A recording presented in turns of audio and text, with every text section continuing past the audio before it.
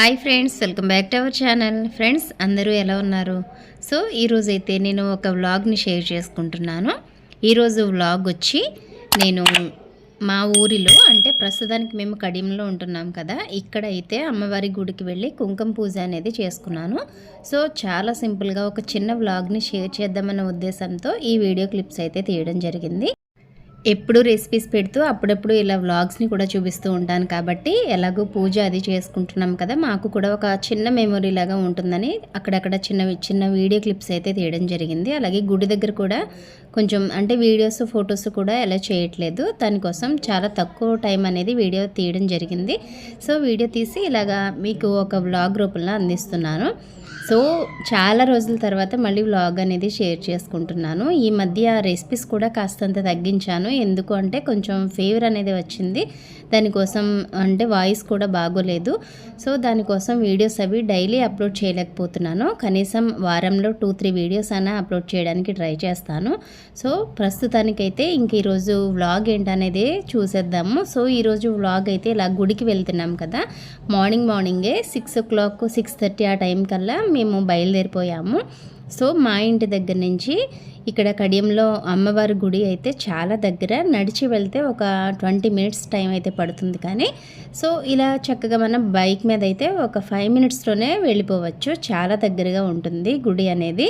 So అంటే కడియంలోనే ఉంటున్నాం కాబట్టి కడియం చుట్టుపక్కల వాళ్ళు ఎవరికైనా సరే గుడి సెంటర్లో ఉంటుంది, చక్కగా అందరికీ కూడా అందుబాటులోనే దగ్గరగా ఉంటుంది గుడి అనేది. సో ఇంకా ఇక్కడైతే మేము గుడికి అయితే స్టార్ట్ అయిపోయాము. పిల్లలు కూడా ఎలాగో ఇంటి దగ్గరే ఉన్నారు కదా, చక్కగా వాళ్ళని కూడా తీసుకుని వెళ్ళడానికి అయితే బాగుంటుంది. ఇక్కడ గుడి దగ్గర అంటే కుంకుమ పూజలు అనేవి ఈవినింగ్ టైంలో కానీ మార్నింగ్ టైంలో కానీ అలా చేస్తూనే ఉంటారు. సో చాలామంది మార్నింగ్ నుంచి కూడా, అంటే మేము వెళ్ళేసరికి ఒక గ్రూప్ అయితే పూజ చేసేసుకుని వాళ్ళు లేస్తున్నారు. చూడండి ఇక్కడ అందరూ కనిపిస్తున్నారు కదా. సో వీళ్ళైతే కూర్చుని పూజ అయితే అక్కడితో ఫినిష్ అయింది వాళ్ళకి. తర్వాత అయితే మేము ఇక్కడ టికెట్ అది తీసేసుకుని మేమైతే పూజ చేసుకోవడానికి అయితే వెళ్ళాము. సో చాలా అంటే చాలా ఫ్రీగా ఉంది ఆ టైంలో అయితే. వీళ్ళందరూ లేచిన తర్వాత మేము కూర్చున్నాము. మా పూజ అయ్యేసరికి మరి కొంతమంది అయితే రావడం జరిగింది. అలా మనకి ఒక టైం అనేది ఉంటుంది కదా, 11:30 11 ఆ టైం వరకు కూడా అలా వచ్చిన వాళ్ళందరికీ కూడా కుంకుమ పూజలు అనేవి చేస్తారు. సో వాళ్ళు ఇలా అమ్మవారి ప్రతిమ ఒకటి కాయిన్ లాంటిది ఇచ్చారు. ఇలాగా పసుపుతో మనం చేసుకుని చక్కగా అక్కడ కుంకుమ పూజ అనేది చేసుకున్నాము. సో పూజ అయితే చాలా చక్కగా సింపుల్గా చేసేసుకున్నాము. మామూలుగా అయితే వీలైనంత వరకు ఈ నవరాత్రుల టైంలో అయితే ఇంటి దగ్గర కూడా 9 రోజులు పూజ అనేది చేసుకోవడానికి ట్రై చేస్తాను. కాకపోతే ఇప్పుడు కొంచెం ఫీవర్ అది వచ్చింది కాబట్టి అంత ఓపిక అనేది సరిపోవట్లేదు. అందుకోసం అనేది ఇంకా డైలీ ఇంట్లో ఎలా అయితే పూజ చేసుకుంటానో ప్రతిరోజు కూడా అలాగే చేసుకుంటున్నాను. ఇక్కడైతే ఇంకా కుంకుమ పూజ చేసుకుందామని, కొంచెం హెల్త్ అయితే ఇప్పుడు బాగుంది కదా అని ఇంకా ఈ రోజైతే చేసుకోవడం జరిగింది. సో ఇక్కడ మా ఊరిలో ఇప్పుడు మేము పూజ చేసుకుంటున్న ఈరోజు అమ్మవారి అవతారం వచ్చి బాల త్రిపుర సుందరీదేవి అవతారము. సో అంటే ఒక్కొక్క ప్లేస్లో ఒక్కొక్క అవతారం అనేది ఉంటుంది కదా, అలాగా ఈరోజు మేము పూజ చేసుకున్న రోజు అయితే బాల త్రిపుర సుందరీదేవి అవతారం అయితే జరుగుతుంది. సో ఇంకా కుంకుమ పూజ అయితే ఇలాగా ఫినిష్ చేసేసుకుంటున్నాము. అక్కడ ఎక్కువగా వీడియోస్ కానీ ఫొటోస్ కానీ ఏమీ అలా చేయట్లేదు. కావాలి అంటే బయట మండపం అది తీసుకోండి కానీ లోపల తీయకూడదు, ఎలా లేదు అని చెప్తున్నారు. సో ఇంకా మేమైతే మామూలుగా నిత్య పక్కనే కూర్చుని వాళ్ళు కూడా పూజ చేసుకున్నారు కాబట్టి కొద్దిగా ఇలా వీడియో క్లిప్ అనేది తీసింది. సో అక్కడక్కడ కొన్ని చిన్న క్లిప్స్ అనేవి తీసాను. ఇంకా లోపలికి వెళ్ళిన తర్వాత అమ్మవారి దర్శనానికి అది వెళ్ళిన తర్వాత అయితే ఇంకా అక్కడ పెద్దగా వీడియో అనేది ఏమీ తీయలేదు. సో చక్కగా పంతులు గారు ఎదురుగా కూర్చొని మంత్రాలు అవి చదువుతూ ఉంటే ఇలా కూర్చుని పూజ చేసుకోవడానికి కానీ ప్లేస్ అది కూడా చక్కగా చాలా బాగుంటుంది. ఎప్పుడు కూడా అలాగే బయట అమ్మవారి గుడి ఎదురుగా పెద్ద మండపం లాగా ఉంటుంది. సో అక్కడ కూర్చొని పూజ అనేది చేసుకోవడానికి చాలా చాలా కంఫర్ట్గా ఉంటుంది. అలాగే చాలా ఎక్కువ మంది కూడా ఒక పెద్ద గ్రూప్తోనే పూజ అనేది చేసుకోవచ్చు. సో చాలా పెద్ద లైన్స్ ఉంటాయి. చక్కగా కూర్చొని పూజ చేసుకోవడానికి ఫ్రీగా చల్లటి గాలి చాలా బాగుంటుంది. సో ఇంక ఎలా అయితే పూజ అయితే ఫినిష్ చేసేసుకున్నాము. ఈ కుంకుమ పూజ కూడా ఇక్కడైతే కొంచెం త్వరగానే అయిపోయింది. మామూలుగా రాజమండ్రి దేవి చౌక్ ఉంటుంది కదా, అక్కడైతే కాస్తంత టైం అనేది పడుతుంది. ఇంకా ఎక్కువ టైం అనేది పూజ అనేది చేస్తారు. సో అంటే అన్ని చోట్ల ఒకేలాగా జరగాలని ఏమీ లేదు కదా, ఒక్కొక్క ప్లేస్లో ఒక్కొక్కలాగా అనేది చేస్తూ ఉంటారు. దేవి చౌక్ అయితే రాజమండ్రిలో అయితే అక్కడ పూజ చేసే టైంలో లలిత సహస్రనామం అది చదువుతూ ఉంటారు. ఇక్కడైతే పంతులు గారు మామూలుగా మంత్రాలు అవి అష్టోత్తరం మంత్రాలు ఇవన్నీ చదివేసి చక్కగా పూజ అనేది ఫినిష్ చేశారు. కరెక్ట్గా 1 అవర్ అయ్యేసరికి పూజ అనేది ఫినిష్ అయిపోయింది. పూజ మనం ఎంతసేపు చేసుకున్నా సరే మనసు అనేది చాలా చాలా ప్రశాంతంగా ఉంటుంది. సో ఇంట్లో ఒకవేళ చేసుకోలేని వాళ్ళైనా సరే వారంలో కనీసం ఈ నవరాత్రిలో ఒక్కరోజు వెళ్ళి అలాగా కుంకుమ పూజ చేయించుకున్నా సరే చాలా మంచిది. ఇంకా ఇక్కడైతే పూజ అయిపోయింది. కొబ్బరికాయలు అవి కూడా మా హస్బెండ్ నేను కూడా కొబ్బరికాయలు పూజ చేసుకునే ప్లేస్లోనే కొట్టి తీసుకువెళ్ళాము. తర్వాత వచ్చి పిల్లలిద్దరూ అయితే ఇక్కడ కొబ్బరికాయలు అనేవి కొట్టుకుంటున్నారు.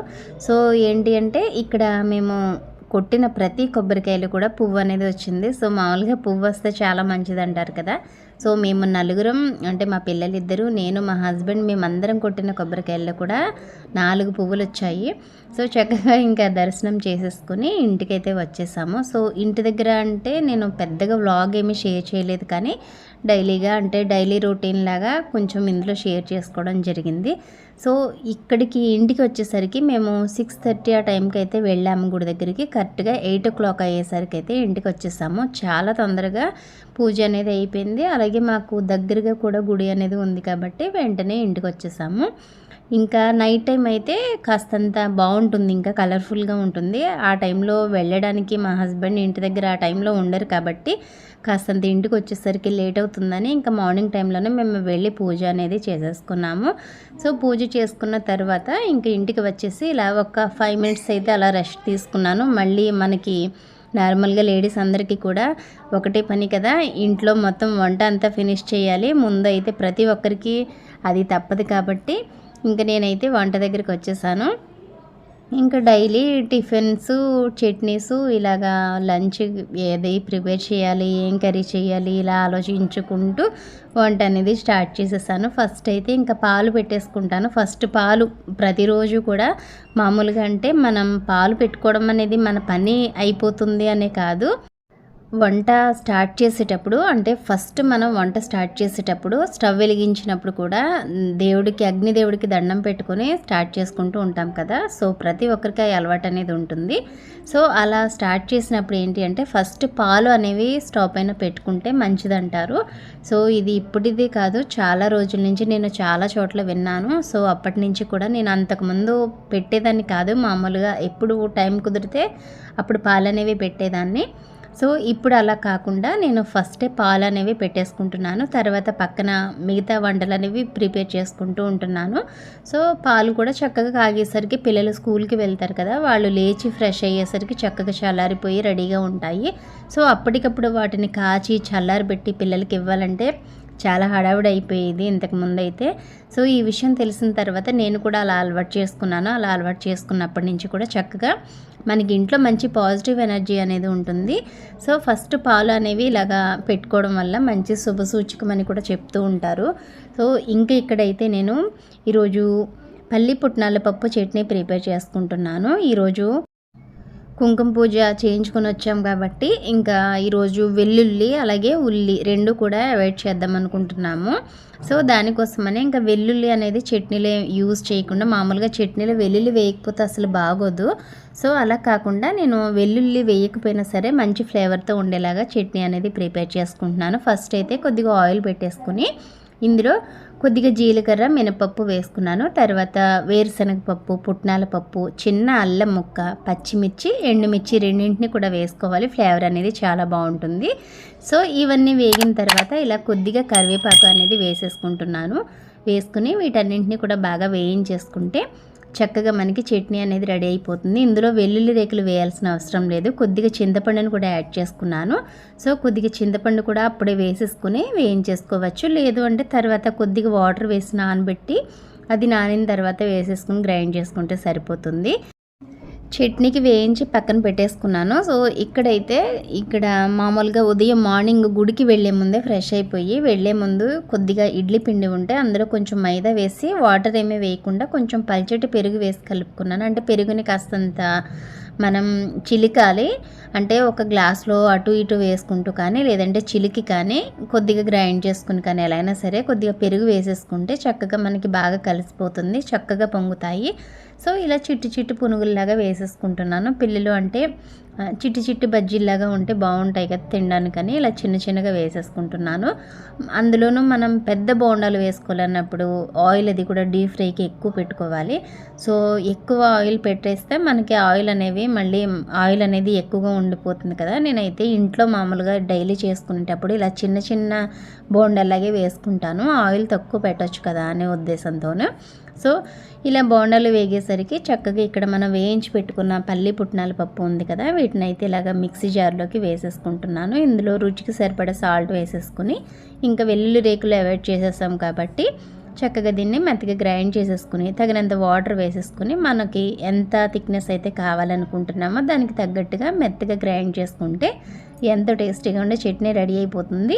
ఇందులో కావాలి అనుకుంటే పోపు దినుసులు వేయించుకొని వేసుకోవచ్చు. ఆవాలు, కొద్దిగా జీలకర్ర, మినపప్పు, కరివేపాకు వేసుకోవచ్చు. నేనైతే వేయట్లేదు.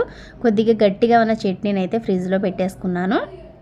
సో మరి కాస్త చట్నీని అయితే మిక్సీ జార్లో కొద్దిగా వాటర్ వేసేసి ఇలాగా నాకు ఎంత థిక్నెస్ అయితే కావాలి అనుకుంటున్నానో దానికి తగ్గట్టుగా ఇలా కలిపేసుకున్నాను. సో ఇడ్లీకి కానీ దోశలకు కానీ ఇలా బోండాలకు కానీ వేటికైనా నేను చట్నీ అనేది కాస్తంత నీరు చట్నీ లాగా ప్రిపేర్ చేసుకుంటూ ఉంటాను. సో ఇంకా బ్రేక్ఫాస్ట్ అయితే అయిపోయింది. ఇంకా జీరా రైస్ ప్రిపేర్ చేద్దామని ఇలా సింపుల్గా చూపించేస్తున్నాను. జీరా రైస్ నేనైతే ఎలా చేస్తానో చెప్తున్నాను. సో ఒక కుక్కర్లో కానీ ఒక గిన్నెలో కానీ ఏదైనా సరే తీసుకుని ఇందులో కొద్దిగా నెయ్యి, కొద్దిగా ఆయిల్ని వేసేసుకుని బిర్యానీ స్పైసెస్ని వేసుకోవాలి. అలాగే కొద్దిగా మిరియాలు వేసుకోవాలి. 1 టేబుల్ స్పూన్ వరకు జీలకర్ర వేసుకుని కరివేపాకు, కొద్దిగా క్యాప్సికమ్ అంటే ఒక క్యాప్సికమ్ని చిన్న చిన్న ముక్కలుగా కట్ చేసుకుని వేసుకున్నాను. ఆలు ఉంటే వేసుకోండి, అది కూడా చాలా బాగుంటుంది. లేదంటే స్కిప్ చేసేయచ్చు. ఒట్టి జీరా రైస్ లాగా తీసుకోవాలి అన్నప్పుడు ఇందులో క్యాప్సికమ్ కూడా యాడ్ చేయాల్సిన అవసరం లేదు.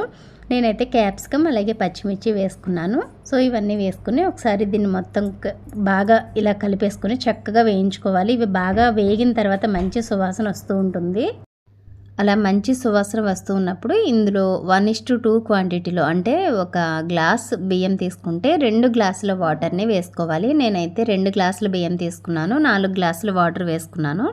సో రుచికి సరిపడా ఉప్పు వేసేసుకోవాలి. తర్వాత దీన్ని మొత్తాన్ని ఒకసారి బాగా మిక్స్ చేసేసుకుని సో మూత పెట్టేసుకోవాలి. ఇందులో నేను జీడిపప్పును కూడా యాడ్ చేసుకున్నాను. మామూలుగా జీరా రైస్ వేసుకున్నప్పుడు తప్పకుండా జీరా రైస్కి జీడిపప్పు అనేది యాడ్ చేసుకుంటే చాలా బాగుంటుంది. సో ఇలా వాటర్ బాగా మరుగుతూ ఉంది కదా. సో చూడండి ఇలా బాగా మరుగుతున్నప్పుడు ఇందులో మనం ముందుగా కడిగి పెట్టుకున్న బియ్యాన్ని వేసుకోవాలి. బియ్యాన్ని ఒక 10 మినిట్స్ అంటే మనం జీరా రైస్ ప్రిపేర్ చేసే ముందే బియ్యాన్ని కడిగి పెట్టుకుంటే బాగుంటాయి. సో ఇలాగా బియ్యాన్ని వేసేసుకుంటున్నాను. ఇలా వేసేసుకొని మూత పెట్టి నార్మల్గా మనం బిర్యానీ అది ప్రిపేర్ చేసుకునేటప్పుడు అయితే ఒక 2 విజిల్స్ వేయించుకుంటే సరిపోతుంది. సో నేనైతే ఇప్పుడు ఈ జీరా రైస్కి 3 విజిల్స్ వేయించాను.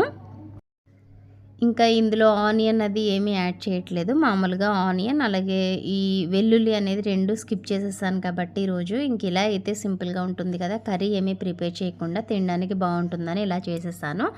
సో ఇంకా ఇందులోకి కాంబినేషన్గా రైతా ఉంటే బాగుంటుంది కాబట్టి రైతా కూడా ప్రిపేర్ చేద్దాం అనుకున్నాను. సో రైతా ప్రిపేర్ చేయాలి అంటే ఆనియన్స్ కూడా యూజ్ చేయాలి.